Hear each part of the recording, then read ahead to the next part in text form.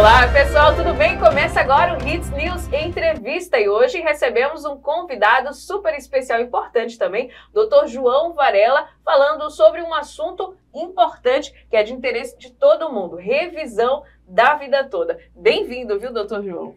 Obrigado, ouvinte do portal Hits News. E é isso aí, a revisão da vida inteira, a revisão da vida toda, como alguns chamam, é muito importante para todo segurado do INSS que tinha direito já a se aposentar ou ter direito a algum benefício antes da reforma da Previdência e aqueles que já haviam sido deferidos antes da reforma da Previdência. Todas essas pessoas, todos esses segurados do INSS podem ter direito a essa revisão. Então, uma revisão super importante. Exatamente. Olha, o recurso da Advocacia Geral da União, AGU, que representa o INSS judicialmente, que pediu no começo de maio a suspensão nacional dos processos que tramitam em torno da revisão da vida toda, tem gerado dúvidas, né, doutor? E preocupação entre os segurados. Explica pra gente.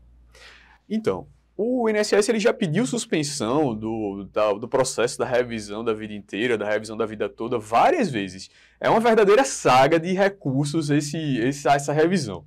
E aí ele pediu agora, ele entrou com um recurso chamado embargos de declaração, e dentre os pedidos era a suspensão liminar de todos os processos que tramitam no Brasil, para que o STF pudesse analisar quem receberiam os atrasados, se seria ou não aplicável o divisor mínimo às revisões da vida inteira, coisas que ele não havia pedido antes. Ele inovou completamente o INSS e é proibido aqui no Brasil, vale salientar, Raíssa, que é proibido aqui no Brasil a inovação recursal. Por isso que eu digo com tanta segurança que dificilmente esse recurso ele vai ser provido em favor do INSS.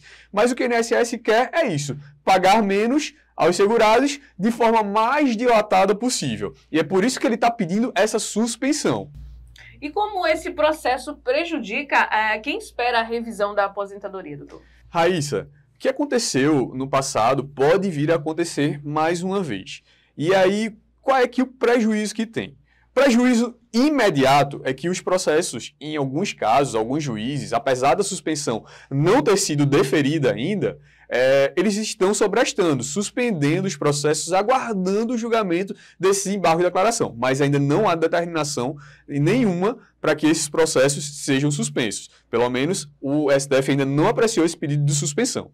E o segundo ponto, que aí a gente pode chamar de prejuízo imediato, que é mais para frente, é se vir alguma modulação de efeitos por parte do INSS, por parte do STF. O STF, no passado, já fez o seguinte, quem deu entrada até a gente julgar essa modulação aqui, vai receber mais. Quem deu entrada a partir de agora, vai receber menos. Isso pode acontecer mais uma vez? Pode. São 11 ministros que vão julgar, são 11 mundos diferentes que podem julgar de forma diferente. Agora, vale salientar, só para tranquilizar toda a população, todos os segurados do INSS que podem ter direito à revisão da vida toda, é que muito difícil esse recurso ser provido, tendo em vista a inovação por parte do INSS, agora em sede de recurso, embargo de declaração, lá no STF, no último grau, que ele não vai poder mais recorrer. Agora, o que é segurado, né, pode fazer para não sair prejudicada nesse processo? Bem, a revisão da vida inteira, a revisão da vida toda, como eu sempre falo, ela pode abarcar um número muito grande de pessoas. Todo mundo que já teve o benefício deferido, seja auxílio-doença, aposentadoria por invalidez, pensão por morte, aposentadoria por tempo de contribuição, por idade, aposentadoria especial, antes da reforma da Previdência, pode ter direito à revisão da vida toda. Né? E aí, se você teve, por exemplo, um auxílio-doença lá de 5 anos e foi convertido agora só em aposentadoria por invalidez, pós-reforma da Previdência, você vai ter direito, você pode ter direito à revisão da vida toda? Pode sim, sem problema nenhum. E aí, se você deixa para entrar depois, aí você pode vir a perder os atrasados e só receber um percentual menor de revisão, de diferenças. Então, é muito importante que você procure um especialista para fazer os cálculos, né, dessa revisão, para saber se vai mesmo ter direito à revisão da vida toda ou não. E por que eu digo isso com tanta ênfase, Raíssa? Porque a revisão da vida toda tanto faz ela ser favorável ao segurado do INSS, como ela pode reduzir. E aí eu vou explicar um pouquinho de como é que funciona essa revisão, né? O ouvinte, ele vai lembrar que antes de julho de 94, quando o Plano Real entrou em vigor aqui no Brasil, nós vivíamos uma inflação galopante, né? Num dia a gente comprava, vou dar um exemplo aqui que a minha mãe dava, né? A lata de leite estava 2 cruzados, 2 cruzeiros, e de tarde, disso de manhã, e de tarde já estava 10. Né? Você não podia deixar, ou o inverso também poderia ser verdade. Tem gente que comprava imóveis, vendia os imóveis só para botar dinheiro na poupança, né? Para monetizar, né? Porque os juros eram tão altos que valia a pena você se desfazer da sua casa para você ter rendimentos lá na poupança. Então, era uma inflação enorme. E o INSS, vendo isso, fez o seguinte, lá em 1999, o Plano Real foi em julho de 94, e só em 99 o INSS fez a modificação e disse o seguinte, através da lei, claro, que as contribuições anteriores a julho de 94 não seriam levadas em consideração para calcular os benefícios do segurado. Só que aí aqui está o X da questão. Muitas pessoas, né? Por exemplo, eu vou dar sempre o exemplo do banco aqui de Pernambuco, que era o antigo Bandep, as pessoas assim, mais ou menos na minha faixa de idade, né? Vão lembrar que existia o Bandep aqui em Pernambuco. E essas pessoas perderam os empregos, né? E às vezes não conseguiram se reencaixar no mercado de trabalho, viraram empresários e não pagavam suas contribuições individuais. Ou se pagavam sobre salário mínimo, e aí tinham contribuições muito altas, como gerente, por exemplo, lá do Bandep, que às vezes chegava a ganhar 20 salários mínimos, né, o que é equivalente a 20 salários mínimos, e aí deixando de levar em consideração essas contribuições, quando ele vai se aposentar, o salário sai mínimo. Mas, se ele leva em consideração essas contribuições, Raíssa, antes de julho de 94, ele pode chegar até o teto do INSS. Eu vou dar um exemplo aqui, que é um caso real lá do escritório. Ele era um aviador, ele chegou lá no escritório, ele é aviador particular, e antes de 94 ele tinha emprego, ele era piloto de avião, né? E sempre de carteira assinada, e agora ele é aviador particular, ele só trabalha locado, né? Então só fazem contribuições com ele, contribuições individuais. Então quando ele foi pedir a aposentadoria dele saiu um salário mínimo. Mas quando a gente fez a revisão da vida inteira para ele foi para, na época que a gente fez, R$ 5.800. Então foi uma revisão excelente. Na época foi 2019, o salário mínimo era R$ 998 e a gente aumentou bastante aí o valor da aposentadoria, que a gente chama de MR, renda mensal reajustada, para esse segurado. E agora, doutor, qual o roteiro para quem quer dar entrada, né? Qual o primeiro passo para dar entrada na aposentadoria? Certo. Se você ainda não é aposentado aqui, fugindo um pouquinho da revisão da vida inteira, você precisa fazer o seguinte. Se você trabalhou, se você é vamos chamar de imigrante, né, do campo para a cidade, você precisa verificar se consegue comprovar esse trabalho campesino, esse trabalho rural, esse trabalho rurícola. Se você não tinha carteira assinada, claro. Mas se você trabalhava lá em regime de economia familiar, né, você tinha lá a terrinha com o seu pai, trabalhava plantando milho, plantando feijão e consegue comprovar esse tempo de contribuição diante da reforma da Previdência, que entrou em vigor, que foi promulgada em 13 de novembro de 2019, é essencial para você conseguir um benefício mais rápido. Segundo ponto, verificar se você estudou em escola técnica. Se você estudou em escola técnica, que eram aquelas escolas que no interior eram aquelas agroindustriais, agroagrícolas, escolas agrícolas que produziam alguns insumos, alguns produtos para outras indústrias, que ensinavam ofícios aos adolescentes à época, e ainda existem hoje. E aí o estudante recebia fardamento, recebia tratamento odontológico, recebia tratamento de saúde e até às vezes uma bolsa, né? Uma bolsa de estudo ali, em razão do seu aprendizado e da sua produção.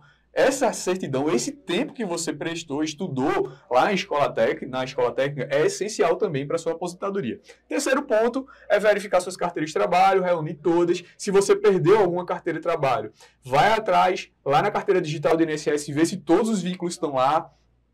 Na carteira de trabalho digital, você verifica através da senha do Gov. Todo cidadão hoje, praticamente, todos os cidadãos já possuem essa senha do Gov. É a senha, eu brinco lá no escritório dizendo que é a senha da vida da pessoa. Você tem que ter o maior cuidado porque ela dá acesso ao meu INSS, dá senha carteira digital do trabalho, dá senha o imposto de renda, dá acesso à carteira de vacinação digital também, Raíssa. Então, a senha de tudo, essa senha. Então, verifica lá. Não está aqui, doutor. O que é que eu faço? CAGED, no Ministério do Trabalho.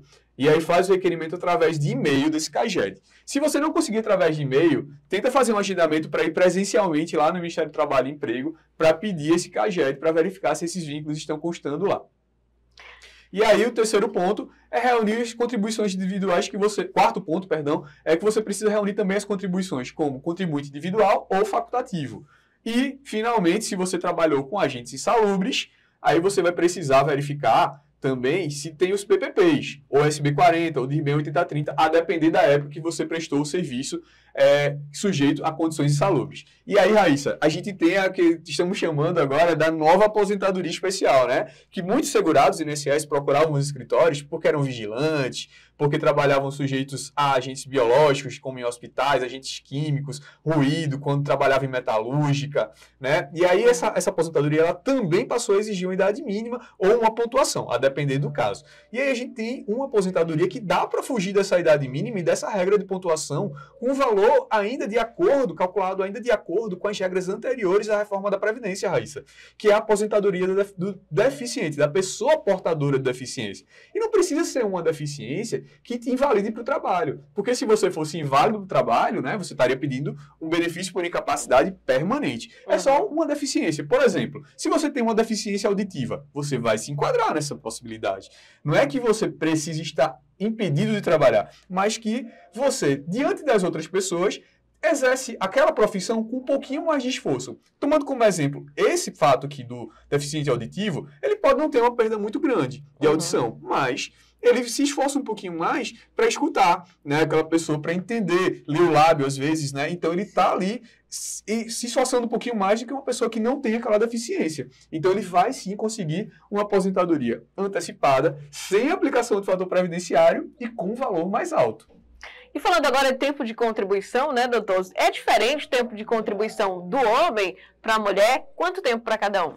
Então, Raíssa, é diferente sim. Exceto para aposentadoria por idade, que são iguais antes da reforma da Previdência, né? Uhum. Que aí exigia-se 15 anos de contribuição do homem e da mulher, e aí diferenciava a idade, que era 60 anos para a mulher, 65 anos para o homem, né? Mas falando as regras que estão vigentes atualmente, permaneceram aquelas regras lá que a gente conhecia. No mínimo, 30 anos de contribuição para a mulher e, no mínimo, 35 anos de contribuição para o homem. Agora, o que é que aconteceu, Raíssa? O governo, né, lá na reforma da Previdência, criou algumas regras de transição. São 5, né? Isso para o segurado que eu falo, o segurado padrão. Estou falando de mim, de você, Raíssa, de um empresário, de uma pessoa que trabalha numa farmácia. E aí que ele vai precisar de 30 anos de contribuição, no caso de uma mulher, e 35 homem. E aí ele vai precisar, além disso, comprovar ou o pagamento do pedágio, no pagamento do pedágio de 50%, quando você tem que pagar 50% a mais do tempo que faltava quando a reforma da Previdência entrou e foi promulgada, né? Desde que faltasse apenas 2 anos, no máximo 2 anos, para conseguir atingir o tempo exigido antes da reforma da Previdência. E aí essa regra aí é um pouquinho mais difícil de atingir, apesar de não exigir idade mínima, porque se você estava faltando 2 anos e 1 dia, você já não se enquadra mais nela. Aí a gente vai para a próxima regra, que é a regra do pedágio de 100%. Apesar de não exigir um tempo mínimo antes da reforma da Previdência, por exemplo, a mulher não precisa ter 28 anos, o homem não precisa ter 33 anos de contribuição para se enquadrar nela. Mas, em compensação, vai ter que pagar 100% do tempo que faltava para atingir 30 ou 35 anos de contribuição. E aí vai conseguir a aposentadoria.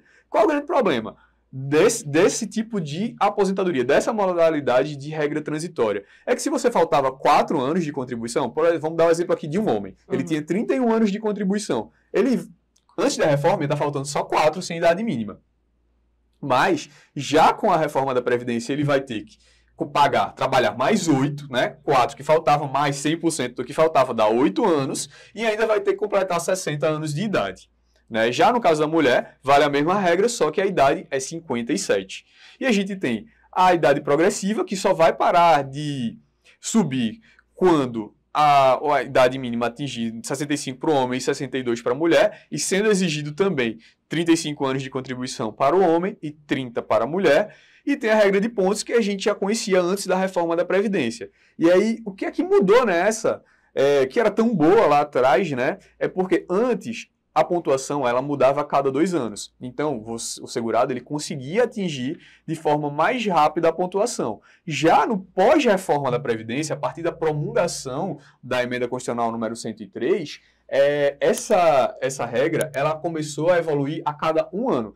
Todo ano, tanto homem para mulher, vai subir 1 ponto. Então, toda vez que você está pertinho de atingir a pontuação, ela acaba subindo. E aí você tem que estar muito atento. Por isso que eu chamei a atenção daqueles documentos que você precisa reunir antes de pedir a aposentadoria de tempo rural, de escola técnica, de tempo especial. Verificar com muita atenção se não existe nenhuma deficiência aí, porque uma deficiência leve já vai te garantir muita coisa. O valor da aposentadoria, a redução do tempo, só a redução do tempo que vai depender da deficiência ser leve, moderada ou grave. Mas o valor vai ser sempre 100%. Então é muito importante ter atenção a essa aposentadoria. É verdade. Agora, doutor, é uma dúvida de muita pessoa. Quem nunca contribuiu para o INSS, ela pode se aposentar por idade ou não? Tem que contribuir?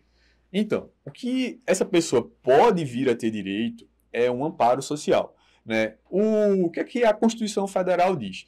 Que se o governo, né, o Estado, precisa garantir saúde, assistência e seguridade social. A seguridade social, né, o seguro social, é garantido através das contribuições, é o INSS. A saúde é pública e universal, todo mundo tem direito. Já a assistência vai ter alguns requisitos, né? E aí é para o deficiente e para aquela pessoa idosa, que não possa ser provida, né, que não possa ser sustentada, que não possa ser mantida por sua família. E como é que a pessoa, né, atingiu lá seus 65 anos de idade, seja homem ou mulher, porque para ter direito o benefício assistencial ao idoso, o homem ou a mulher tem que ter 65 anos de idade, tá? Não tem variação aí. Quando você paga é 62 para a mulher, né, e 65 para o homem, 15 anos de contribuição. Isso é a aposentadoria por idade que está agora em vigor. Já no caso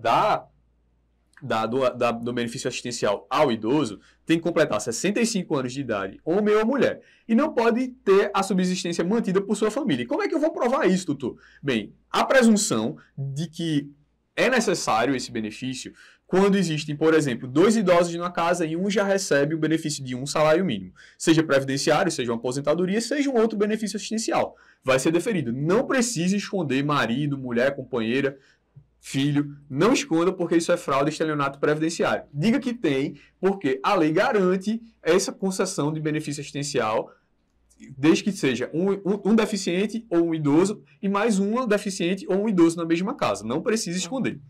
Muita gente faz isso para definir mais rápido, mas não deve, certo? Porque lá na frente, se descobrir, vai ter que devolver, vai ter processo criminal, é pior. É bem pior. Exatamente. Segundo ponto. Presunção maior aí é quando a renda familiar é inferior a 1/4 salário mínimo. Ou seja, você vai pegar 1.320 e dividir por 4. Se a renda dá inferior a essa divisão, a presunção é garantida aí e o INSS vai deferir. Agora, se a minha renda supera um pouquinho, doutor, se a minha renda supera um pouquinho, Raíssa, a esse R$1.320, e aí eu estou recebendo ali mais de R$400 por cabeça na família. Como é que eu consigo o meu benefício? É simples. Junta lá as provas de medicação que você compra, que o SUS não fornece, que tem muitos medicamentos que o SUS não fornece. Sim. São medicamentos básicos que o SUS fornece. Os outros, né, o que eu mais escuto, doutor, eu preciso comprar esse medicamento aqui, é muito caro. Então, junta aquela notinha ali quando você comprar, né? E também alimentação especial, se usa fralda, se usa, por exemplo, eu sempre falo, ó, não coloca lá que você comprou Guaraná, porque Guaraná não é alimentação especial. Mas se você usa aqueles produtos de suplementação alimentar, porque você já não consegue se nutrir só se alimentando, ou porque tem dificuldade de se alimentar, já é uma alimentação especial. Se o médico te passa, né, não vou falar nenhuma marca aqui, que já estou com as marcas na cabeça para dizer, mas se você consegue comprovar essa alimentação especial, esse gasto com medicação, esse gasto com fraldas, gasto com aluguel, gasto com mais diversas coisas. Por exemplo, se você sofreu um AVC e está fazendo fisioterapia porque não conseguiu vagar no SUS, está pagando, vai conseguir também o benefício. Desde que não seja uma coisa supérflua. Não sendo supérfluo, você vai conseguir o benefício. Não tem problema, não precisa esconder. Basta comprovar que vai ser deferido. Para a gente finalizar, doutor, quem paga MEI também conta como aposentadoria? Sim, Raíssa. Agora, um parêntese aqui. É só para por idade. Ele vai ter direito a todas as aposentadorias, todos os benefícios que o INSS garante. Salário maternidade, benefício por incapacidade temporária, que é um antigo auxílio-doença, benefício por incapacidade permanente, que é a antiga aposentadoria por invalidez, aposentadoria. Agora, a aposentadoria aí é a por idade. Se ele já, por exemplo, no caso que eu dei do gerente do Bandep, né? Se por um acaso ele tinha lá 20 anos de Bandep, depois abriu sua empresa, aí essa empresa começou a faturar menos, ele foi e transformou no MEI, está pagando aquela contribuiçãozinha de 5% sobre o salário mínimo. Para essa contribuição contar como tempo de contribuição para aposentadoria por tempo de contribuição, ele vai ter que fazer a complementação dos 14% ou 15% que está faltando, a depender do caso, se ele só comercializa produtos ou se ele presta serviço, né? E aí, destacando, se você paga como MEI e tem muito tempo de contribuição, uma análise previdenciária para verificar se você consegue uma aposentadoria antes dos 62 anos de idade ou antes dos 65 anos de idade, no caso de mulher, na primeira opção, e no caso do homem, na segunda opção, é muito importante, para não gastar mais do que é necessário ou para conseguir a aposentadoria de forma antecipada. Bom, esse foi o Hits News. A entrevista de hoje recebemos o advogado previdenciarista João Varela. Muito obrigada pela sua presença aqui. Suas considerações finais, suas redes sociais, doutor. Obrigado, Raíssa. Obrigado, ouvinte da Hits News. Minha rede social é João_Varela_Neto. A consideração que eu faço para o segurado INSS atualmente é que sempre procure um especialista para fazer uma análise previdenciária ou até um planejamento previdenciário para conseguir o melhor benefício possível, para que ele não tenha prejuízos, porque às vezes chega no escritório depois que você já recebe o benefício e aí por causa de um mês ou dois você pode perder um benefício muito bom e por uma falta de orientação. Muito obrigada, doutor. Mais uma vez, volte sempre para trazer novidades desse mundo, né? Desse universo da aposentadoria que está sempre atualizando, né, doutor? É verdade, Raíssa. Obrigado mais uma vez. Obrigado, ouvintes da Hits News, por essa oportunidade. Sempre que precisarem, estou por aqui. Maravilha. Esse foi o Hits News Entrevista de hoje.